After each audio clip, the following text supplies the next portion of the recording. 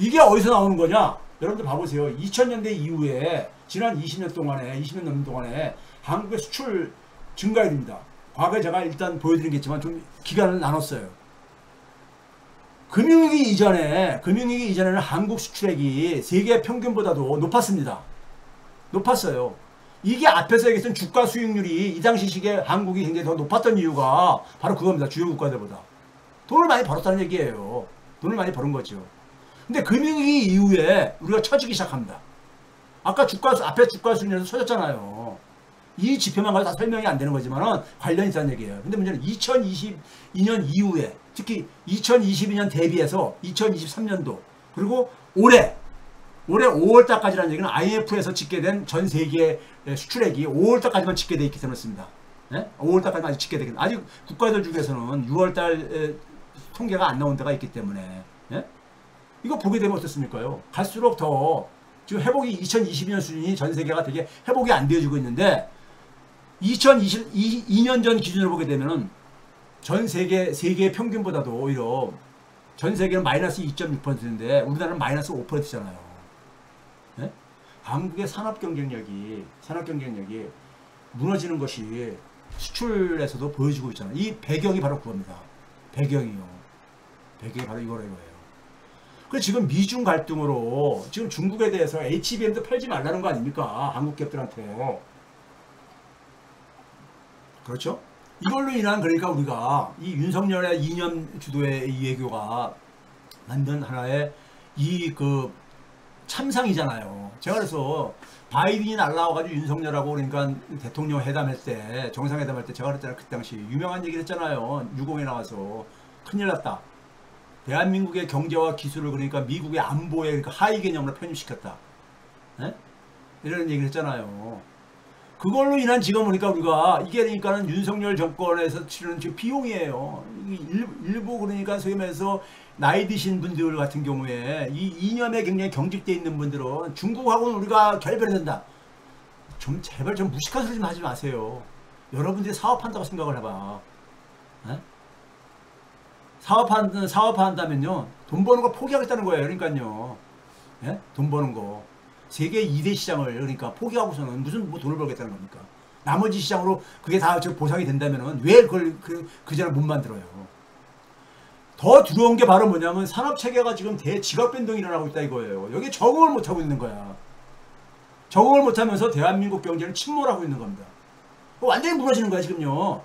우리가 오래된 빌딩을 보게 되면 이게 이제 다 이렇게 폭파시켜가지고 이렇게 붕괴되는 것은 우리가 계획을 가지고 하는 거지만 대한민국은 지금 그러니까 끓는 물 속의 개구리처럼 지금 죽어가고 있는 거예요. 죽어가고 있는 거예요. 네? 앞에 쭉 얘기한 것들 여러분들 이해하는데 어렵습니까? 어렵냐고요. 이게 아까 수출 보여줬던 거죠.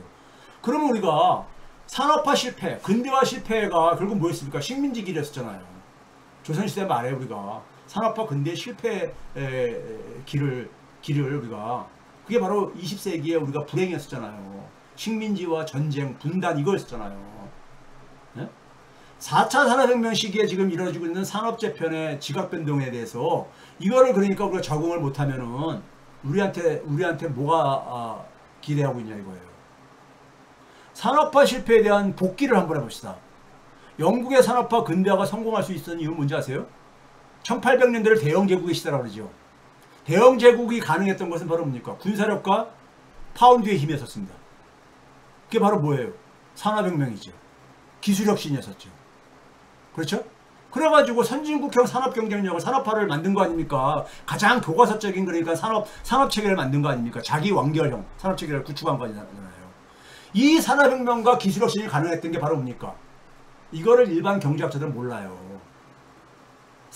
기술혁신이 일어나려면요 그 전제로 사회혁신이 있어야 됩니다. 제가 이거 과거에 얘기를 했죠. 영국에서 이걸 가능했던 것이 의회민주주의하고 중앙은행 시스템, 그 다음에 유한책임제도 이런 것들입니다. 이 사회혁신이 소셜 이노베이션이죠. 테크놀로지컬 이노베이션은 소셜 이노베이션 없이는 안 이루어집니다. 이 소셜 이노베이션을 통해서 사회 역량이 강화되는 거죠. 사회 역량이 강화되는 거예요. 여기 필요한 제도를 수립하는 거죠. 유한책임제도라든가 중앙은행 시스템에 의해 가지고 뭐가 가능해진 겁니까요? 사람들이 위험 투자가, 소위 말해서 벤처 투자가 막 활발하게 일어나는 거예요. 그게 산업혁명이에요. 그게 가능할 수 있었던, 중앙은행 시스템을 만들 수 있었던 게 바로 뭡니까요? 부르주아하고 전통적인 왕권하고, 그 다음에 이 전통적인 왕이라는 것은 기본적으로 일반 뭡니까? 인민, 백성을, 그러니까 적어도 형식상으로 대변하는 거잖아요. 이 권력의 타협을 통한, 타협이 가능했던 민주주의였었죠. 이걸 통해서 중앙은행 시스템을 만들어내잖아요. 중앙은행 시스템을 만들어내면서 돈을 공급할 수 있게 되죠. 네? 그래서 뭐냐면 위험한 투자에 대해서, 벤처 투자에 대해서, 오늘날로 표현한 벤처 투자에 대해서 막 투자가 일어나게 되고, 거기에 대해서 그러니까는 그 리스크에 대한 책임을 굉장히 덜어주죠. 주식회사라는 것은 자기가 보유한 주식 범위 내에서만 책임을 지는 거잖아요. 유한 책임제도잖아요. 그래가지고 소위 말해서 활발하게 기술혁신이 일어난 거예요. 그래서 대륙에 있는 국가들보다 더 이제 우리가 앞서갈 수 있는 영국의 소위 산업 경쟁력이 만들어진 거죠. 그게 바로 대영 제국의 경제력 기반이었었죠. 물질적인 기반이었었죠. 이러한 사회 혁신이 일어난다는 얘기 뭡니까? 사회 제도를 바꾸는 거거든요. 사회 제도를 바꾸는 거야. 이거에 대해서 뭐가 필요해요? 교육 혁신이 필요한 거죠. 교육 혁신. 일본이 근대화해서 우리보다, 산업화해서 우리보다 그랬던 게 바로 뭡니까? 예? 소위 말해서 메이지 유신, 명치 유신을 하기 위해서, 명치 유신이 어떻게 가능했던 거예요? 사람이 새로운, 그러니까 우리가 새로운 사람들이, 그러니까는 그 교육받은, 훈련받은 사람들이 명치 유신이, 메이지 혁명이 일으킨 거 아닙니까? 그 메이지 혁명에 의해 가지고 일본의 이 제도들을 영국이라든가 독일 이런 데 가서 그걸 다 도입해 가지고 바꾼 거 아닙니까? 그 일본만 하더라도 이미 1930년대 되면 자기 완결형인 산업체계를 만들어요. 예? 그래서 제국을 경영하는 이런 경험을 갖게 제국이 되죠. 예? 이건 선진국가들은 다 이런 과정이 있습니다. 이런 과정이 있어. 근데 대한민국은 미국과 일본이 만들어낸 국제 분업 구조에 편입돼 가지고 일부만을 담당하는, 아까 삼성전자의 반도체를 우리가 봤듯이 일부만을 따가지고, 그 바로 식민지형 산업체계죠. 자기 완결형이 없죠. 네? 그렇죠? 그러니까 이 유산에서 못 벗어나는 거야. 의식도 못 벗어나고 기술력도 못 벗어나고 그러는 거예요. 네? 그러니까 현재 진행되고 있는 4차 산업혁명과 관련된 기술혁신들이 만들어내는 산업체계의 지각변동조차도 이해하지 못하고 있는 거야. 그럼 무엇이 필요한 것이냐? 우리 사회는 기본적으로 물적 자원, 돈이라든가 인적 자원, 사람이라든가 이런 것들이 지금 새로운 가치를 창출하는 게 바로 혁신이잖아요. 이런 것보다는 뭐에 되어 있습니까? 소유권, 주로 부동산과 관련된 소유권이라든가 자격증, 대표적인 게 의사, 뭐 이런 것들, 이런 쪽으로 다 돈과 사람이 일로 가는 거잖아요. 돈과 사람이 전부 다 부동산 투자, 부동산에 다 가고 앉아있고, 전부 다 그러니까 자격증 가지고 그러니까는 경제적인 이득을 추구할 수 있는 거. 폐쇄적으로. 자기들 그러니까 이 담벼락을 쳐가지고 그 속에서 그러니까 지대를 추구하는 의사, 변호사 이런 거 되려고 하고 있는 거잖아요. 네? 개인이나, 모든 대한민국 대부분의 개인들이 다 여기에다 그러잖아요. 새로운 가치를 창출하는 혁신. 이거에 그러니까는 관심들이 없잖아, 우리 사회는요. 그러니까 이렇게 무너지는 거예요. 이건 자연스러운 거야. 이런 사회에 무슨 희망이 있어요. 그 결과가 고인물 사회로 된 거예요. 네? 그러면은 결국 뭐냐면 우리한테 뭘 해야 되는 것인가는 답이 있는 거예요. 그렇죠? 답이 있는 거예요. 지금 이루어지고 있는 기술혁신이 만들어내는 새로운 산업체계에 우리가 거기에 대응을 해야 되는 거예요. 이거 이해하면 이거 할 수가 있는, 국가하고 산업이라는 것은 개별 기업 혼자서 못해요. 정부하고 기업이 그러니까 협업을 해야 되는 거예요. 그 다음에 교육계와 마찬가지로 해가지고요. 청사진을 만들어야 되죠. 그리고 그거에 필요한, 그러니까 사회혁신을 해야 되고 교육혁신이 필요한 거죠. 그 전제로요. 이런 새로운 집을 지금 지으라는 요구를 받고 있는 거야. 지금 완전히 폐허처럼 지금 다 그러니까 무너지고 있는 거거든요. 폐허가 된 상황 속에서 새로운 집을 짓지 못하면은 대한민국이라는 사회는 그러니까 지구상에서 그러니까는 멸종의 길을 갈 수밖에 없어요. 예? 소위 말해서 한때는 그러니까 영국도 지배했었던 소위 말해서 바이킹 문명이 멸종됐듯이, 예? 멸종의 길을 가듯이, 그러니까요. 많은 문명들은 그러니까 우리가 인컴 문명도 멸종의 길을 가고, 예? 엄청난 문명을 만들었던 나들이, 예? 다 이게 그러니까는 소위 말해서 새로운 문명으로 진화하는 건 아닙니다. 적응을 못하고 그 도전에 대해서 응전을 못하면은 새로운 문명으로 진화를 못하는 거예요. 예? 앞에 격차 사회로 인해 가지고 이렇게 돼버렸어. 이렇게 고인물 사회가 됐어. 그럼 격차 사회에 대해서 혁파를 해야죠. 그게 사회 혁신이죠. 예? 사회소득과 사회금융 강화하는 거. 알면서도 안 해. 관심이 없어. 그러면 붕괴죠, 뭘. 그러면 대한민국에 우리가 이번에 무슨 그런 영화가 나왔죠. 뭐죠? 아, 제가 좋아하는 배우인데 무슨 배우죠? 여기 이 한국을 떠나는 것을 떠나고 싶죠. 각자 도생이라는 속에서 개인들이 그러니까 대한민국을 그러니까 포기하겠다 이런 식으로 생각할 수가 있죠. 근데 그게 여러분들 해외로 나가보세요. 거기가 그러니까는 천국은 아닙니다. 해외 나가서 여러분들 소위 말해서 백인들이 지배하는 사회 속에서 주류는 못 됩니다. 절대로요. 그냥 개인적으로 그냥 자기 가족하고 먹고 사는 거 이런 거 되죠. 그 정도는 됩니다. 근데 주류로까지 못 갑니다. 왜? 백인들이 그거 인정 못 합니다. 어때요? 대부분이 그렇다는 얘기입니다. 그런 점에서 우리 아이들이 살아갈 나라들은 결국은 뭐냐면 누가 만든 겁니까? 결국 우리 어른들이 만들어 놓은 거예요. 어른들이 이렇게 방치한 거예요. 이렇게 되도록까지. 여기는 책임의식을 갖고 있어야 됩니다. 이거를 근데 우리는 알면은 그러니까 우리가 새로운 집 만들 수 있는 거잖아요. 아는데 문제는 안 해. 그거는 뭐냐면 그 사람의 책임이죠. 사람들의 책임인 거예요. 그러면 결국은 뭐냐면 윤석열 정권은 저는 끝났다고 봐요. 사실상 끝난 겁니다. 이제 붕괴시키는 얼마나 이제 더 붕괴시키느냐 이것만 지금 남은 거잖아요. 네? 20%까지 지금 지지율이 떨어졌다는 얘기는 사실상 그렇게 포기했다는 얘기인 겁니다. 대한민국 국민들이. 그러면 이제 민주당 정권이 현실적으로 볼 때는 대항할 수밖에 없는데 이 해법을 만들 수 있을까?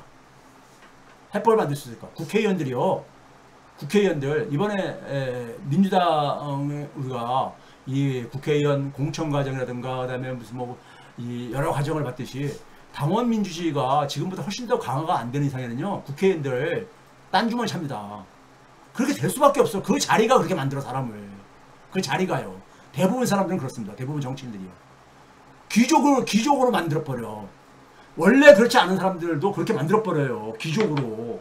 그 자리가요. 예? 그거 막으려면은 결국은 그나마 그러니까 지금 대의민주제에다가 직접민주주의를 강화를 해야 되는 거예요. 하루아침에 직접민주주의를 전환을 못하더라도. 예? 민주당 정권이 이걸 못하면요 한국 사회와 경제는 있잖아요. 저는 완전히 붕괴되고 더 이상 희망은 없습니다. 결국은 뭐냐? 예? 결국은 뭐냐면은 소위 말해서 친일 극우화는 더 가속화될 겁니다. 제가 과거되듯이. 두고 보세요. 그래 안 되는가? 우리 아이들 대다수 국민들은 아까 그랬잖아요. 상위 10% 밑으로는요. 그냥 상위 10%도 중산층이야. 우리나라는 중산층이요. 소득 기준으로 보게 되면요. 상위층 아니야. 네? 우리 그 자녀들 있잖아요. 우리 사회 속에서 막말로 말해서요. 자존감, 인간의 자존감 갖고 살기 힘듭니다. 특권층들 지배 속에서. 민주당 정권이 해결하지 못하는 이유가 뭐냐? 지지층을 포함해서 국민들의 해결 의지가 부족하기 때문인 거예요. 국회의원 우리는 뽑았으면 다 한 거지. 이러면 안 돼요. 국회의원들 딴주머니 찾는 머리가 딴 데로 돌아간다니까요. 끊임없이 그러니까는 감시하고 끊임없이 그러니까는 끌고 다녀야 되는 거예요. 네? 좀 거칠게 표현하면 목줄을 해가지고 끌고 다녀야 되는 거예요. 딴 데 쳐다보면은 그걸 막아야 되고 그러는 거예요. 그럴 수밖에 없어. 왜? 이게 직접 민주주의가 아니잖아, 지금요. 이건 제도의 결함이에요. 네? 국민이, 교수님 피곤하게 우리가 투표해서 당선시켰으면 됐지. 그걸 되는 게 아닙니다, 여러분들. 4년에 한 번씩 투표해가지고 우리 할 일 다 했다. 이거 아니에요. 민주주의라는 건 그렇게 되는 게 아닙니다. 네? 그렇게 쉽게 얻어지는 거 아니야, 선진국이라는 것은요. 이거 우리 자녀의 문제예요, 자녀의 문제. 국민이 문제 해결에 얼마나 강한 의지가 있느냐. 저는 지식인이니까는 제가 제 나름대로 해법을 제시하잖아요. 그럼 여러분들이 그걸 이해를 했으면은 그거가 실천될 수 있도록 그것이 실행할 수 있도록 정치인들을 끌어야 되는 거예요. 여기까지 해야 되는 거야. 이거 의지 없으면요 대한민국 희망 없습니다. 그러면 여러분들 이민 가시든지 그런 거 관심 없으신 분들은 이민 가시든지 난 나 혼자 알아서 살래. 뭐 이런 거 어떻게 말릴 수가 있습니까? 그러면 우리나라 대한민국은 지옥이 되는 겁니다. 쉽게 얘기해서요. 두고 보세요. 여러분들 지난 윤석열이 대통령 되고 나서 이렇게까지 되리라고 상상한 사람은 누가 있습니까? 저는 상상했어요. 저는 그랬어요. 계속해서 정치 무관심에 대한 비용 청구서를 받을 거다. 이 얘기 계속했잖아요, 제가요. 네? 그러니까 국민의 의지가 없는 한 민주당 정권은 또 결국 기득권 측에 포획됩니다. 그럼 그 결과는 실패하고 결국은 그런 뭐냐면 친일 구구화 길을 더 가합니다. 그럼 그걸 누가 제일 좋아하냐? 특권층들이 좋아하죠. 특권층들이 좋아해요. 네? 결국 뭐라고 생각하냐? 국민들은 개돼지들이기 때문에 자기들이 마음대로 오니까 저갈 수 있다고 보는 거예요. 민주당 정권이 실패하면요, 대한민국은 지옥이 됩니다. 그러니까 우리가 희망을 만들고 변화를 만들고 희망을 만들 거는 지지층을 포함해서 국민의 손에 달려 있어요. 국민의 손에 달려 있어요. 제가 여러분들 오늘 쫙 이렇게 정리해 줬잖아요. 이거 이해하는데 어렵습니까? 어렵지 않잖아, 여러분들. 이 정도 내용으로요. 제가 무슨 뭐 아주 전문적인 그러니까 경제 지식을 사용한 것도 아니잖아요.